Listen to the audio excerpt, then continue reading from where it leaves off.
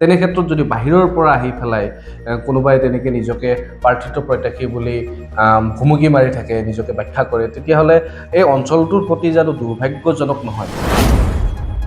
বৰ্তমান সেই যুঁজখন অসমীয়া অনা অসমীয়া নহয় পেলাই হিন্দু মুছলমানৰ যুঁজ হৈছে নেকি? সেই অগপ দলৰ যি জনপ্ৰিয়তা আজি ক'ৰবাত ম্ৰিয়মান হৈ গ'ল নেকি, ক'ৰবাত হেৰাই গ'ল নেকি? নমস্কাৰ প্ৰিয় দৰ্শক, ৰাজনৈতিক দৰ্শনৰ পঞ্চমটি খণ্ডলৈ আপোনালোক সকলোকে স্বাগতম জনাইছোঁ। আজি ৰাজনৈতিক দৰ্শনৰ এজন বিশিষ্ট ব্যক্তিক আমি আমন্ত্ৰণ কৰি আনিছোঁ। তেওঁ হ'ল বকছয়গাঁও সমষ্টিৰে এজন সাধাৰণ ভোটাৰ, প্ৰাক্তন শিক্ষক তথা অসম গণ পৰিষদৰ নেতা, লগতে অনাগত 2026 যি বিধানসভা নিৰ্বাচন, সেই নিৰ্বাচনত অগপ দলৰ পৰা প্ৰাৰ্থিত্ব প্ৰত্যাশী দেৱেন চন্দ্ৰ বড়ো ডাঙৰীয়া, আপোনাক আমাৰ অনুষ্ঠানলৈ স্বাগতম জনাইছোঁ। ময়ো লুইতপৰীয়াৰ সমূহ কৰ্মকৰ্তালৈ মই স্বাগতম যাচিছোঁ। হয়, আমি যিহেতু অতি কম সময়ৰ বাবে লগালগি হৈছোঁ বা বহু ব্যস্ততাৰ মাজত আপুনিও আমাক এইখিনি সময় দিছে, আমি পলম নকৰি, যিহেতু ৰাজনৈতিক দৰ্শন অনুষ্ঠানটোৰ নাম, সেয়েহে ৰাজনৈতিক ফিল্ডৰ ওপৰত, সেই পথাৰখনৰ ওপৰত আমি কথা পাতিব বিচাৰিছোঁ। পোনপ্ৰথমে আমি জানিব বিচাৰিছোঁ, আমি আজি এদিন আগত আপোনাৰ ফেচবুকত এটি পোষ্ট দেখা পালোঁ যে আপুনি অসম গণ পৰিষদ দলৰ সভাপতিৰ সৈতে আপুনি কিবা হয়তো আলোচনা কৰিছে, তাৰে এটা ফটো আপুনি আপোনাৰ সামাজিক মাধ্যমত এৰি দিছে। কি ক'ব সেই ক্ষেত্ৰত? আপুনি একেবাৰে ফাইনেল হৈ আহিলে নেকি যে বকছয়গাঁও সমষ্টিটোত দাবীদাৰ আপুনি? নিশ্চয়, মই ইতিমধ্যে আজি 18 তাৰিখ, 16 তাৰিখে 16 ডিচেম্বৰত মাননীয় আমাৰ অসম গণ পৰিষদ দলৰ সভাপতি শ্ৰীযুত অতুল বৰাই আমাক আমন্ত্ৰণ কৰিছিলে। আমাৰ বকছয়গাঁও সমষ্টি অসম গণ পৰিষদ দলৰ আমাৰ যিখিনি কৰ্মকৰ্তা আছে, সভাপতি প্ৰমুখ কৰি পেলাই অন্যান্য বিষয়ববীয়া, সেইসকলৰ সহিতে আমি আমন্ত্ৰণ মৰ্মে মাননীয় শ্ৰীযুত অতুল বৰা ডাঙৰীয়াক আমি সাক্ষাৎ কৰিছিলোঁ। আৰু এই সম্পৰ্কত যে অসম গণ পৰিষদ দলৰ যে প্ৰাৰ্থী হিচাপে অহাটো আগন্তুক নিৰ্বাচন, এই যে 26 চনৰ যি সাধাৰণ নিৰ্বাচনৰ বিধানসভাৰ প্ৰাৰ্থিত্ব সম্পৰ্কত বিষয়ত আমি আলোচনা কৰোঁ। এই আলোচনাত এটা ফলপ্ৰসূ আলোচনা হৈছে যে আমাৰ যিহেতুকে দীৰ্ঘদিনীয়া আমাৰ প্ৰশাসনৰ পৰা এই বকছয়গাঁও দুয়োটা সমষ্টিতেই অসম গণ পৰিষদ দলৰ প্ৰাৰ্থী ইতিমধ্যে দিছিলে, আৰু সেই অনুসৰি আমাৰ ছয়গাঁও সমষ্টিৰ পৰা ডাক্তৰ কমলা কলিতা তেওঁ 4বাৰকৈ বিধায়ক হৈ মন্ত্ৰী 2বাৰকৈ কাৰ্যকাল কটাইছে। আৰু সেইদৰে বক সমষ্টিত মাননীয় শ্ৰীযুত জ্যোতিপ্ৰসাদ দাস ডাঙৰীয়াই 1996 চনত আৰু 2006 চনত তেওঁ 2বাৰকৈ বিধায়ক হৈছিলে। আৰু এই পৰিপ্ৰেক্ষিততে যিহেতুকে আমাৰ অসম গণ পৰিষদৰ ইতিমধ্যে দিগদৰ্শন কাৰ্যসূচী হৈ গৈছে, এই কাৰ্যসূচীত আমাৰ অসম গণ পৰিষদ দলৰ অৱস্থিতি ক'ত কেনেকৈ আছে, সেইসকলৰ বা সেই সমষ্টিসমূহত প্ৰাৰ্থিত্ব প্ৰদান কৰিবৰ কাৰণে ইতিমধ্যে তেওঁ এটা সিদ্ধান্ত লৈছে, আৰু সেই সম্পৰ্কতে আমি বিষয়ত আলোচনা কৰোঁ। আৰু অসম গণ পৰিষদ দলৰ প্ৰাৰ্থী দিবৰ কাৰণে তেওঁ চিন্তা চৰ্চা কৰিছে। আৰু এই প্ৰাৰ্থিত্বৰ ক্ষেত্ৰত মই নিজে এজন তাত প্ৰাৰ্থিত্ব প্ৰত্যাশী, আৰু আমাৰ বকছয়গাঁও সমষ্টিয়ে ইতিমধ্যে পেনেলত নাম দিছে মোৰ, আৰু সেই সম্পৰ্কতে আমি তেখেতৰ লগত গভীৰ আলোচনাত মিলিত হওঁ। আপুনি যিহেতু প্ৰায় নিশ্চিত যে বকছয়গাঁও সমষ্টি 2026ত অসম গণ পৰিষদৰ প্ৰাৰ্থীয়ে বিধায়কৰ প্ৰক্ষেপিত হ'ব, তেনে ক্ষেত্ৰত আপুনি যিমান দিন ঘূৰি আছে বা আপুনিতো জানেই এই সমষ্টিটোৰ বিষয়ে তন্নতন্নকে, তেনে ক্ষেত্ৰত ৰাইজে এইবাৰ কেনেকুৱা মনোভাৱ লৈ ওলাই অহা পৰিলক্ষিত হৈছে? কি মনোভাৱ লৈ আছে মানুহে যে আমি স্থানীয় বাছি ল'ম বা কোনোবা বাহিৰাগতক আকৌ এবাৰ বৰপীৰা পাৰি দিম, তেনেকুৱা ধৰণৰ আপুনি কি দেখা পাইছে ফিল্ডত? নিশ্চিতভাৱে আমাৰ থলুৱা মানুহ, এই অঞ্চলত আমাৰ বহুতো উপযুক্ত মানুহ আছে, আৰু সেই পৰিপ্ৰেক্ষিততে আমাৰ এই বকছয়গাঁও সমষ্টিৰ বহু নাগৰিকে স্থানীয় ব্যক্তিক, উপযুক্ত ব্যক্তিক এই 26 চনৰ বিধানসভা নিৰ্বাচিত কৰিবৰ কাৰণে তেওঁলোকে ইতিমধ্যে চিন্তা চৰ্চা কৰিছে। ইতিমধ্যে বকছয়গাঁও সমষ্টিত বিভিন্নজন বাহিৰাগত প্ৰাৰ্থী মানে প্ৰত্যাশী বুলি পেলাই প্ৰাৰ্থিত প্ৰত্যাশী বুলি নিজকে দাবী কৰি পেলাই ঘূৰি থকা পৰিলক্ষিত হৈছে। আপোনালোকে যিহেতু অগপ দল আৰু বিজেপি দল একেলগে মিত্ৰজোঁটত আছে, NDA বুলি আপোনালোকক একেৰূপে ক'ব পাৰি। তেনে ক্ষেত্ৰত কিছুমান দেখা গৈছে এই সমষ্টিটোত বাহিৰাগত কিছুমান ব্যক্তিয়ে ঘূৰি থকা। তেনে ক্ষেত্ৰত আপুনি কি ক'ব বিচাৰিব? সেইটো কিমান দূৰ গ্ৰহণযোগ্য? এইটো নিশ্চয়কৈ আমাৰ বকচ ছয়গাঁও সমষ্টিৰ যিখিনি ৰাইজ, ভোটাৰ, নাগৰিক, ইয়াত যথেষ্ট জ্ঞানী, গুণী, যথেষ্ট মানে সবল ব্যক্তি, শিক্ষিত নাগৰিক, সংস্কৃতিৰ পূজাৰী বা বিভিন্ন ক্ষেত্ৰত কাম কৰা এই বকচ ছয়গাঁও সমষ্টিৰ এটা উল্লেখযোগ্য সমষ্টি। গতিকে এই সমষ্টিৰ নাগৰিকে যে বকৰ বাহিৰৰ মানুহে আহি পেলাই ইয়াত প্ৰাৰ্থিত্ব দি জয়ী হোৱাটো এতিয়াৰ কামনা কৰা নাই। এইখিনিতে এটা মনত সকলোৰে প্ৰশ্ন উদয় হ'ব যে নৱগঠিত বকচ ছয়গাঁও সমষ্টি, ইয়াত বহুতো নেতৃত্ব দিব পৰা লোক আছে, বহুতো ভৱিষ্যতৰ বিধায়ক হ'ব পৰা লোক আছে। তেনে ক্ষেত্ৰত বাহিৰৰ কোনোবা আহি পেলাই যদি নিজকে ইয়াতে প্ৰক্ষেপ কৰিব বিচাৰে, তেনেকুৱা ক্ষেত্ৰত এই অঞ্চলটোৰ কাৰণে বকচ ছয়গাঁও সমষ্টিৰ যি অঞ্চল, তাত যি নেতৃস্থানীয় লোক আছে, তাত যি নেতৃত্ব দিব পৰা লোক আছে, তেনেকুৱা ক্ষেত্ৰত বাহিৰৰ পৰা কোনোবাই আহি পেলাই তেনেকুৱা কৰিলে সেই অঞ্চলটোৰ প্ৰতি এক অপমানসূচক নহয় জানো? কি ক'ব সেই ক্ষেত্ৰত? নিশ্চয়কৈ আপুনি যিখিনি কথা কৈছে অতি সুন্দৰ আৰু শুদ্ধ কথা কৈছে। কাৰণ কিয়, বৃহত্তৰ বকচ ছয়গাঁও সমষ্টিটোত বহুতো শিক্ষিত লোক, সমাজকৰ্মী, জাতীয় অনুষ্ঠানৰ নেতৃত্ব লোৱা বহুতো ব্যক্তি আছে। আমি সুদূৰ সেই 1979 চনৰ পৰা অসম আন্দোলন কৰি পৰৱৰ্তী সময়ত আমি অসম গণ পৰিষদৰ প্ৰশাসনত পালোঁ আৰু তেতিয়াৰ পৰা জাতীয়তাবাদ, আঞ্চলিকতাবাদ কৰা আমাৰ এটা ইতিহাস আছে। এই পৰিপ্ৰেক্ষিতত আৰু ইয়াৰ উপৰিও আমাৰ বকচ ছয়গাঁৱত বহুতো জাতীয় অনুষ্ঠান আছে, নেতৃত্ব ল'ব পৰা বহুতো উপযুক্ত ব্যক্তি আছে। এই ক্ষেত্ৰত আমি অন্য সমষ্টিৰ পৰা বা দূৰৰ পৰা, অন্য ঠাইৰ পৰা আহি পেলাই ইয়াত বিধায়ক হৈ শাসনভাৰ ল'ব, আমি সেইটো কেতিয়াও কামনা নকৰোঁ। আৰু আমি সম্প্ৰতি দেখিছোঁ বিভিন্নজনে আমাৰ সামাজিক মাধ্যম বা অন্যান্য অনুষ্ঠান প্ৰতিষ্ঠানত আৰু তেওঁলোকৰ ৰাজহুৱা কিছুমান অনুষ্ঠানত ইতিমধ্যে তেওঁলোকে এই ক্ষেত্ৰত প্ৰায় প্ৰতিবাদ কৰাৰ নিচিনাকৈ বক্তব্য আগবঢ়াইছে যে আমাৰ বকচ ছয়গাঁও সমষ্টিত বহুতো থলুৱা উপযুক্ত ব্যক্তি আছে, সেইসকলে আমাক নেতৃত্ব দিব লাগে। এই কাৰণে বাহিৰৰ পৰা অহা মানুহে আজি প্ৰায় 4টা মাহৰ ভিতৰত ইতিমধ্যে সাধাৰণ নিৰ্বাচন হ'ব। এই সাধাৰণ নিৰ্বাচনটোৰ ক্ষেত্ৰত তেওঁলোকে সমষ্টি চিন নাপায়, মানুহ চিন নাপায়। আমাৰ যিটো জনগাঁথনিৰ যিটো আমাৰ জনগাঁথনিটোৰ যিটো আমাৰ মানুহবিলাকৰ বিভিন্ন অঞ্চল আছে, বিভিন্ন আমাৰ সম্প্ৰদায় আছে, সেইসকলৰ লগত কেতিয়া তেওঁলোকে চা চিনাকি হ'ব? অঞ্চলটোৰ অভাৱ অভিযোগ বা যিবিলাক আমাৰ সন্মানজনক অনুষ্ঠান আছে, প্ৰতিষ্ঠান আছে, এই অনুষ্ঠানবিলাকৰ চা চিনাকি কেতিয়া হ'ব? গতিকে বাহিৰৰ মানুহে আহি ইয়াত আমাৰ ৰাইজে কৈছে যে বাহিৰৰ মানুহে আহি ইয়াত কেতিয়াও আমাৰ থলুৱা মানুহখিনিক, অঞ্চলৰ বৃহত্তৰ ৰাইজক তেওঁলোকে কেতিয়াও উপকাৰ কৰিব নোৱাৰে। গতিকে আমাৰ যিসকলে বিভিন্ন অনুষ্ঠান প্ৰতিষ্ঠান, সামাজিক বা বিভিন্ন সাংস্কৃতিক ক্ষেত্ৰতে হওক, সাহিত্য ক্ষেত্ৰতে হওক, সংস্কৃতিৰ ক্ষেত্ৰতে হওক, যিসকল ব্যক্তি লাগি আমাৰ সমাজখন উত্তৰণৰ কাৰণে অহৰহ প্ৰচেষ্টা চলাই আছে। কাৰণ এই 2026ত এতিয়া প্ৰথম পাইছে যে এই সমষ্টিটো বকচ ছয়গাঁও নতুন সমষ্টি। গতিকে এই সমষ্টিটোত আগতে বক সমষ্টিত যেনেকৈ এটা বিশেষ ধৰণৰ এটা সংৰক্ষিত আছিলে অনুসূচিত জাতি বুলি, এতিয়া অনুসূচিত জনজাতি হৈছে। সেই অনুসূচিত জনজাতিৰ বহুতো আমাৰ সক্ষম বা সবল ব্যক্তি, উপযুক্ত ব্যক্তি আছে আৰু তেওঁলোকে সমষ্টিটো নেতৃত্ব দি সমাজক, ৰাইজক, অঞ্চলক উপকাৰ কৰিব পাৰিব। অসম গণ পৰিষদ এই সময়ত জাতি মাতি ভেটিৰ কাৰণে, স্বজাতিৰ কাৰণে, অসমীয়াৰ কাৰণে ওলাই আহিছিল হেজাৰ বিজাৰ লক্ষাধিক লোক, বহুজন শ্বহীদ হ'ল। তেনে ক্ষেত্ৰত আজি ক'ৰবাত সেই দলটোৰ যি নীতি, যি আদৰ্শ ক'ৰবাত হেৰাই যোৱাৰ পৰিলক্ষিত হয় নেকি? কি ক'ব বিচাৰিব এই ক্ষেত্ৰত? চাওক, যে 1979 চনত অসম আন্দোলন হৈছিলে কাৰণ অসমত বহুতো বিদেশী লোক ইয়াত সন্নিৱিষ্ট হৈ আছে।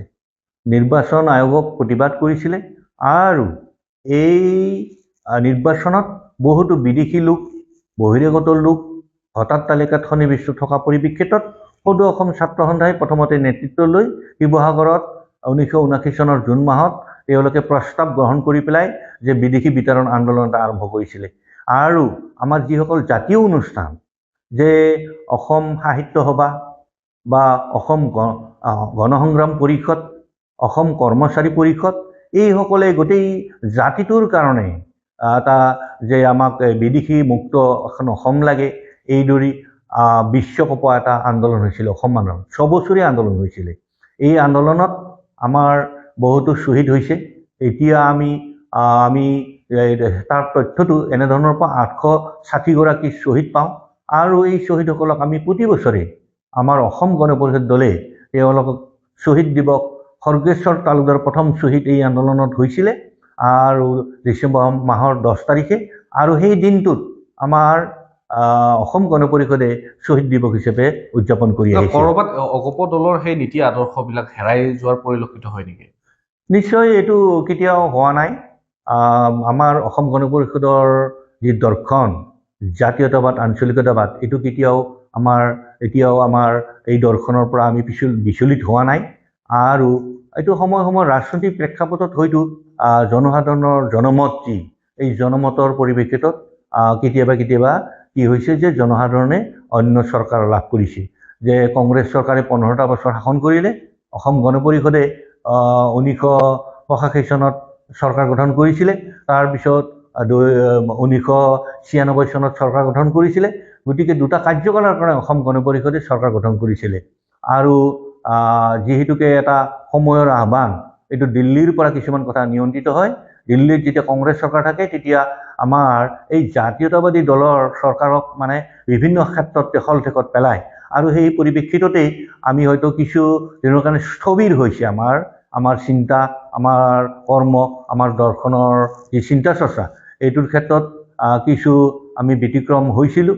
আৰু সম্প্ৰতি আমি 2016 পৰা 2021 চনলৈকে আমাৰ ভাৰতীয় জনতা পাৰ্টি আৰু অসম গণ পৰিষদ দলে আমি আমাৰ মিত্ৰজোঁট হিচাপে লৈ পেলাই আমি এতিয়া চৰকাৰ গঠন কৰি থকা হৈছে। অসম গণ পৰিষদৰ অংশীদাৰ, এজন বিশেষ ধৰণৰ অংশীদাৰ। আৰু এই ক্ষেত্ৰত পৰৱৰ্তী সময়বিলাকতো ঠিক তেনেকৈ আমাৰ এই এটা মিত্ৰ দলৰ চৰকাৰ গঠন কৰিবৰ কাৰণে ইতিমধ্যে অগ্ৰসৰ হৈ আগবাঢ়ি গৈ আছে। অসম গণ পৰিষদে সদায় অসমীয়া আৰু অনা অসমীয়াৰ মাজৰ যি যুঁজ, সেই যুঁজি আহিছিল আমি জনাত। কিন্তু বৰ্তমান সেই যুঁজখন অসমীয়া অনা অসমীয়া নহয় পেলাই হিন্দু মুছলমানৰ যুঁজ হৈছে নেকি? অসম গণ পৰিষদৰ ফালৰ পৰা আপুনি কি ক'ব সেই ক্ষেত্ৰত? চাওক, এতিয়া আমাৰ এখন চৰকাৰ চলি আছে, মিত্ৰজোঁটৰ চৰকাৰ, NDAৰ অংশীদাৰ। এই পৰিপ্ৰেক্ষিতত এই যে ৰাজনৈতিক এইটো এটা মঞ্চ, কিন্তু আমাৰ সুকীয়াভাৱে আমাৰ নিজৰ দৰ্শন আছে অসম গণ পৰিষদত। আমাৰ যি কৈছে যে সাম্প্ৰদায়িক কথা, অসম গণ পৰিষদৰ সংবিধান, অসম গণ পৰিষদৰ যি চিন্তা চৰ্চা, অসম গণ পৰিষদৰ যিটো কাৰ্য, আমাৰ যিবিলাক তত্ত্ব, এই তত্ত্ব আমি কেতিয়াও ব্যতিক্ৰম নহয়। জাতি, ধৰ্ম, ভাষা, বৰ্ণ নিৰ্বিশেষে অসম গণ পৰিষদে সকলো জাতিক এক কৰি ল'বলৈ বিচাৰে। কিন্তু বিদেশীৰ যিটো সমস্যা আছে, বিদেশীৰ সমস্যাটো আমাৰ অসম গণ পৰিষদৰ সদায় এই আমাৰ দৃষ্টিভংগীৰে, আমাৰ চিন্তা চৰ্চাৰে বিদেশীমুক্ত কৰিবৰ কাৰণে অসমৰ আমি ৰাইজক আমি পৰিত্ৰাণ দিবৰ কাৰণে আমাৰ বদ্ধপৰিকৰ। যিহেতু অসম গণ পৰিষদে এসময়ত বা দুটাকে টাৰ্মছ, আপুনি ইতিমধ্যে জনালে যে দুটাকে টাৰ্মছ অসমত চৰকাৰ গঠন কৰিবলৈ সক্ষম হৈছে। ইমান এটা প্ৰভাৱশালী দল, যাক ৰাইজে, যাক জনসাধাৰণে দুবাহু মেলি তেওঁলোকক আদৰি লৈছিলে, নিজৰ ঘৰৰ ধনৰ গাঁঠি ভাঙিও তেওঁলোকক দি পেলাই তেওঁলোকক ইলেকশ্যন খেলি অসমত চৰকাৰ গঠন কৰিবলৈ সক্ষম কৰাইছিলে। তেনে ক্ষেত্ৰত আজি সেই অগপ দলৰ যি ক্ষমতা, সেই অগপ দলৰ যি জনপ্ৰিয়তা আজি ক'ৰবাত ম্ৰিয়মান হৈ গ'ল নেকি, ক'ৰবাত হেৰাই গ'ল নেকি?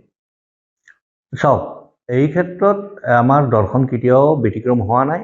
আমাৰ সংবিধান, আমাৰ দলৰ যিটো ধ্যান ধাৰণা, এইটো কেতিয়াও পৰিৱৰ্তন হোৱা নাই। কিন্তু এইটো এটা ৰাজনৈতিক এটা প্ৰক্ৰিয়াৰ মাজত এই চৰকাৰ কৰা ব্যৱস্থাটো মানে ৰাজনৈতিক এটা চিন্তা চৰ্চা, ৰাজনৈতিক এটা প্ৰক্ৰিয়া। আপুনি ভাৰতবৰ্ষৰ নহয়, গোটেই পৃথিৱীৰ যদি বুৰঞ্জীবিলাক চায় ৰাজনৈতিক দলবিলাকৰ, তাত উদ্ধন পতন সময় সাপেক্ষে এইবিলাক ঘটি থাকে। গতিকে আমি পঁচাশী চনত আৰু 96 চনত আমি চৰকাৰৰ দুটাকৈ কাৰ্যকালত কৰিছিলোঁ যদিও হয়তো ৰাইজৰ জনমতৰ হেতু হয়তো আমি স্থবিৰ কিছু সময়ৰ কাৰণে হ'ব লগা হৈছে। কিন্তু সম্প্ৰতি নতুন প্ৰজন্মই আঞ্চলিকতাবাদটো বিচাৰিছে। আপুনি এই ক্ষেত্ৰত ভাৰতবৰ্ষৰ বিভিন্ন প্ৰদেশবিলাকত যিবিলাক আঞ্চলিকতাবাদৰ উত্থান এইটো আপুনি দেখিবলৈ পাব। আৰু অসমত পুনৰ আপুনি সাম্প্ৰতিক এই সময়ছোৱাত পাব যে অসম গণ পৰিষদৰ প্ৰাসংগিকতাটো বহুত বেছি আহি আছে আৰু সময়ত আঞ্চলিকতাবাদৰ যিটো চিন্তা চৰ্চা ধ্যান ধাৰণা ৰাইজে আঁকোৱালি ল'বৰ কাৰণে ৰাইজৰ চিন্তা চৰ্চাত আমি দেখিবলৈ পাইছোঁ। আৰু আমি আশাবাদী যে অসম গণ পৰিষদ দলে হয়তো কিছু বছৰ পিছত বা কিছুদিন পিছত ইয়াৰ ভূমিকা বা ইয়াৰ যিটো প্ৰভাৱ এইটো ঘটিব বুলি ৰাইজৰ মাজত যথেষ্ট চৰ্চিত হৈ পৰিছে। একাংশ বুদ্ধিজীৱী লোকে ক'ব বিচাৰে যে অগপ দলটোক বিজেপি নিঃশেষ কৰি আছে। কি ক'ব সেই ক্ষেত্ৰত, সঁচানে কথাটো? চাওক, কিছুমান তেওঁলোক হ'ল ৰাষ্ট্ৰীয় দল, ভাৰতীয় জনতা পাৰ্টি এটা ৰাষ্ট্ৰীয় দল। তেওঁলোকে তেওঁলোকৰ প্ৰভাৱ কৰিবৰ কাৰণে তেওঁলোকে অহৰহ প্ৰচেষ্টা চলাবই। কিন্তু এতিয়া জনসাধাৰণৰ ওপৰতহে কথা যে অসমৰ ৰাইজ পুনৰ আঞ্চলিকতাবাদী চিন্তা চৰ্চাৰে আগবাঢ়িবৰ কাৰণে উপক্ৰম হৈছে। কাৰণ আপুনি যিবিলাক আমাৰ ইতিমধ্যে গোটেই অসমত আমাৰ কিছুমান ৰাজহুৱা সভা চলি আছে অসম গণ পৰিষদ দলৰ। ইতিমধ্যে ডিব্ৰুগড় চাবুৱাত এখন বিশাল মিটিং হ'ল, বৰপেটাত এখন বিশাল মিটিং হ'ল আৰু প্ৰক্ৰিয়া এটা চলি আছে। আৰু বকছয়গাঁও সমষ্টিত ইতিমধ্যে পৰিকল্পনা কৰা হৈছে বকছয়গাঁও সমষ্টিটো এখন অগপ দলৰ নেতৃত্বত এখন বিশাল সভা হ'বলৈ গৈ আছে। মিত্ৰ দল হিচাপে বা অংশীদাৰিত্ব দল হিচাপে যোৱাটো যে MP ইলেকশ্যন হৈ গ'ল, সাংসদীয় নিৰ্বাচন হৈ গ'ল, সেই সাংসদীয় নিৰ্বাচনত কিন্তু বকছয়গাঁও সমষ্টিত অগপ দলক অকণমান হ'লেও বিজেপি দলে এলাগী কৰাৰ নিচিনা এটা পৰিলক্ষিত হৈছে বা সেই পৰিৱেশ এটা আহিছে। সেই ক্ষেত্ৰত বকছয়গাঁও সমষ্টিত অগপক প্ৰাৰ্থিত্ব দিয়াৰ ক্ষেত্ৰত আপোনালোকে কিমান দূৰ আশাবাদী? বা বিজেপি দলে জানো এৰি দিব এই বকছয়গাঁও সমষ্টিৰ যিটো আসন, সেইটো আসন বিজেপিয়ে এৰি দিব বুলি আপোনালোকে কিমান দূৰ নিশ্চিত? আমি 100% নিশ্চিত। এই কাৰণে যে বেলেগ বেলেগ সমষ্টিবিলাকত আমাৰ ভাৰতীয় জনতা পাৰ্টীয়ে তেওঁলোকে প্ৰভাৱ বিস্তাৰ কৰি আহিছে আজি কিছু বছৰ ধৰি। কিন্তু বকছয়গাঁও সমষ্টিত দুটা সমষ্টিতে বিজেপিয়ে আজিলৈকে আমি 85 চনৰ পৰা যিহেতু অসম গণ পৰিষদ সৃষ্টি হৈছে তেতিয়াৰ পৰা তেওঁলোকে আৰু ছয়গাঁও সমষ্টিত তেওঁলোকে বিধায়ক পোৱা নাই বা তেওঁলোকে বিধায়ক হিচাপে তাত নিৰ্বাচন খেলা নাই।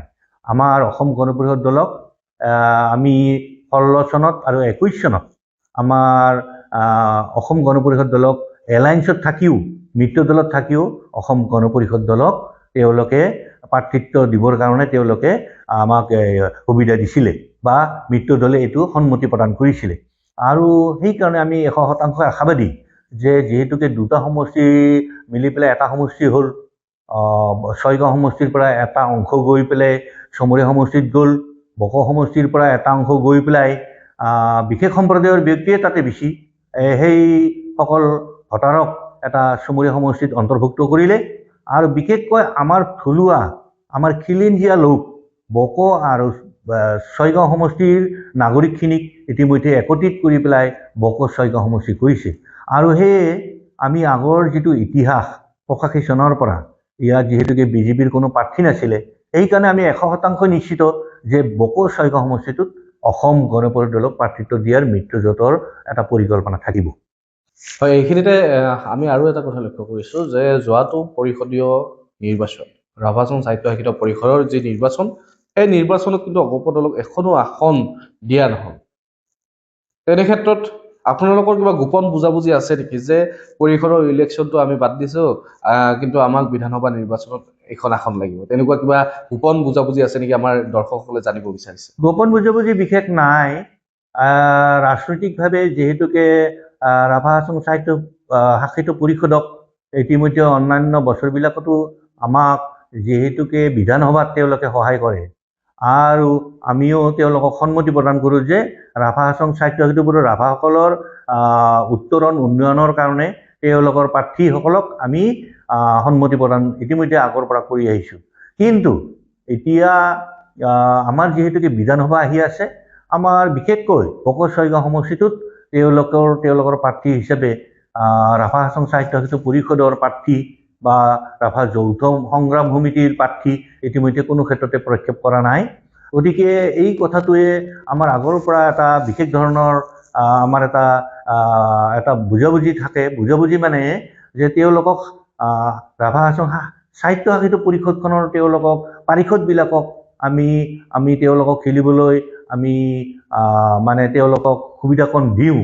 আমাৰ অসম গণ পৰিষদে আমাৰ সেই ৰাভা হাছং সাহিত্য সেতু পৰিষদত পাৰিষদ হিচাপে প্ৰক্ষেপ কৰা নাছিলে।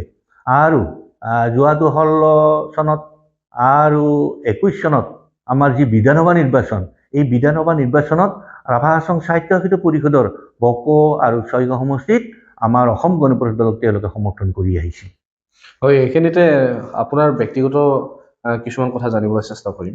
আপুনি যিহেতু এইটো সমষ্টিত বহুদিনৰ পৰাই মুভমেণ্ট কৰি আছে, আপুনি ৰাইজৰ মাজত গৈ আছে, তেনে ক্ষেত্ৰত আপুনি কি পৰিলক্ষিত কৰিছে যে ৰাইজে এইবাৰ কেনেকুৱা ধৰণৰ বা কেনেকুৱা মানসিকতাৰ বা যিজন ব্যক্তিক তেওঁলোকে নিৰ্বাচিত কৰিব সেই ব্যক্তিজন কেনেকুৱা হোৱাটো বিচৰা আপুনি পৰিলক্ষিত কৰিছে? চাওক, মই ইতিমধ্যে আজি 2 বছৰৰ পৰা মই বিশেষ দায়িত্ব লৈ পেলাই অসম গণ পৰিষদত কাম কৰি আছোঁ। আমাৰ যিকেইটা আমাৰ সমষ্টি সমিতি আমাৰ নতুনকৈ গঠন হৈছিল, তাতেও মই বিষয়বাব লৈ পেলাই কাম কৰি আছোঁ। আৰু সমগ্ৰ এই বনগাঁও অসম গণ পৰিষদ দলৰ মণ্ডল পৰিষদৰ মই সভাপতি হিচাপে কাম কৰিছোঁ। গতিকে মই ইতিমধ্যে সমষ্টি সমিতি যেতিয়া নতুনকৈ গঠন হ'ল, অৰ্থাৎ বকো ছয়গাঁও সমষ্টি যেতিয়া পুনৰ গঠন হ'ল, তেতিয়াৰে পৰা সমষ্টি সমিতিত মই কাৰ্যনিৰ্বাহ কৰি পেলাই মই যথেষ্ট ৰাইজৰ অভাৱ অভিযোগ বা সমষ্টিটোৰ দুখ দুৰ্দশা, কি অভাৱ অনাটন আছে বা ৰাইজে এতিয়া কি অৱস্থাত আছে, এইবোৰ লক্ষ্য কৰিবৰ কাৰণে মই এতিয়া সমষ্টিৰ প্ৰান্তে প্ৰান্তে ইতিমধ্যে ঘূৰিছোঁ। আৰু এই ঘূৰি পেলাই মানুহৰ হাঁহ হুতা আকাংক্ষা, মানুহৰ অভাৱ অনাটন, তেওঁলোকৰ যি মানে দুখ দুৰ্গতি, এইবিলাকৰ মই খবৰ কৰিছোঁ। আৰু মই য'তেই গৈছোঁ, মোৰ ফেচবুক আছে, ফেচবুকত আপোনালোকে চালে গম পাব, ৰাইজে ইতিমধ্যে যথেষ্ট মোক পোষ্ট কৰে যে মই মানে দিনে নিশাই মই ৰাইজৰ মাজত সোমাই পেলাই সভা সমিতি কৰি পেলাই অসম গণ পৰিষদ দলটো এটা বিশেষ ধৰণৰ ইয়াত প্ৰভাৱ বিস্তাৰ কৰিবৰ কাৰণে মই এতিয়া প্ৰয়াস কৰি আছোঁ। আৰু মোক ৰাইজে যথেষ্ট সহায় কৰিছে। আৰু য'তেই মই গৈছোঁ ততেই মই মানে বিপুল সঁহাৰি পাইছোঁ। আৰু মই আনন্দ পাওঁ যে মোৰ ফেচবুক দিবৰ কাৰণে মই যথেষ্ট আনন্দিত হৈ উঠোঁ। আৰু মই আশা কৰোঁ যে মই যিহেতুকে মই সেই অসম আন্দোলন হোৱা দিনৰে পৰা মই আন্দোলনৰ অংশীদাৰ আছিলোঁ। মই তেতিয়া ছয়গাঁও আঞ্চলিক ছাত্ৰ সন্থাৰ দুবাৰকৈ সভাপতিৰ আসন গ্ৰহণ কৰি পেলাই আন্দোলনটো তীব্ৰ গতিত আগবঢ়াই নিয়াৰ কাৰণে মই প্ৰয়াস কৰিছিলোঁ। আৰু যিহেতুকে বকৰ মানুহখিনিও, মই বনগাঁৱৰ বাসিন্দা, বকৰ মানুহবোৰ মোৰ প্ৰায় আপোন চিনাকি, মোৰ ওচৰতে বকৰ ওচৰতে বনগাঁৱৰ মই এজন বাসিন্দা। গতিকে তেওঁলোকক মানে বিভিন্ন সময়ত মোৰ সামাজিক কাম, মোৰ বিভিন্ন অনুষ্ঠান প্ৰতিষ্ঠানত মই তেখেতসকলৰ সৈতে মই জড়িত হৈ থাকোঁ। আৰু মোক সেইকাৰণে অনতিপলমে ৰাইজে মোক অসম গণ পৰিষদ দলৰ প্ৰাৰ্থী হোৱাটো কামনা কৰে। আৰু মই আনন্দিত যে তেওঁলোকে মোক অকুণ্ঠভাৱে সমৰ্থন কৰিবলৈ তেওঁলোকে আগবাঢ়ি গৈ আছে। হয়, কথা পাতিবলগীয়া বা জানিবলগীয়াতো বহুখিনি আছে, কিন্তু সময় হৈ আহিছে অনুষ্ঠানটো সামৰণি মৰাৰ। পৰৱৰ্তী সময়ত যদি আকৌ আপোনাক আমি পাওঁ, আকৌ আমি কথা পাতিম, আকৌ আপোনাৰ বিষয়ে জানিম বা আপোনাৰ যি জ্ঞানৰ ভঁৰাল, সেই ভঁৰালটোৰ পৰা কিছু আমি জানিবলৈ চেষ্টা কৰিম। কিন্তু আজি অনুষ্ঠানটো সামৰণি মাৰিবৰ হ'ল। সামৰণিৰ আগে আপুনি আমাৰ প্ৰিয় দৰ্শকসকলৰ প্ৰতি কি ক'ব বিচাৰিব? মই ৰাইজক আপোনালোকৰ যোগেদি মই জনাবলৈ বিচাৰোঁ যে অসমত আঞ্চলিকতাবাদৰ প্ৰাসংগিকতা আছে। আৰু আঞ্চলিকতাবাদৰ প্ৰাসংগিকতাটো সকলোৱে গ্ৰহণ কৰি আঞ্চলিকতাবাদ প্ৰতিষ্ঠা কৰা পৰিপ্ৰেক্ষিতত অসম গণ পৰিষদ দলক তেওঁলোকে সহায় সহযোগ আৰু তেওঁলোকে এই সুবিধাকণ দিব লাগে। কাৰণ অসমৰ আঞ্চলিকতাবাদে সেই অসমৰ থলুৱা সংস্কৃতি, অসমৰ জাতি ধৰ্ম বৰ্ণ ভাষা নিৰ্বিশেষে যিসকলে লোকে ইয়াত বাস কৰে, সেইসকলক আমাৰ অসম গণ পৰিষদৰ দৰ্শনৰ যোগেদি আমি প্ৰতিপন্ন কৰিব পাৰিম। আমাৰ আশা যে অসম গণ পৰিষদ দলক ৰাইজে আঁকোৱালি ল'ব আৰু অসম গণ পৰিষদ দলে অসমৰ জাতিটোৰ সকলো দিশতে উন্নতি, উত্তৰণ, প্ৰগতি কৰিবৰ কাৰণে সক্ষম হ'ব। হয়, ধন্যবাদ জনাইছোঁ দেৱেন চন্দ্ৰ বড়ো ডাঙৰীয়াক। আজিৰ ৰাজনৈতিক দৰ্শনৰ পঞ্চমটি খণ্ড ইমানতে সামৰণি মাৰিছোঁ। অতি সোনকালে আমি ৰাজনৈতিক দৰ্শন এই যি অনুষ্ঠান, এই অনুষ্ঠানটি ৰাইজৰ মাজত মুকলিকৈ পতাৰ চিন্তা চৰ্চা আমি কৰি আছোঁ, যিটো অনুষ্ঠানত অগপ, কংগ্ৰেছ, বিজেপি আদি সকলো ৰাজনৈতিক মঞ্চৰ পৰাই প্ৰতিনিধি থাকিব। আপোনালোকৰ সহায় সহযোগ আমি আন্তৰিকতাৰে কামনা কৰিছোঁ। ইয়াকে লৈ মই বিতৰণ ৰাজবংশীয়ে আজি ৰাজনৈতিক দৰ্শনৰ পৰা বিদায় মাগিছোঁ। ধন্যবাদ। নমস্কাৰ।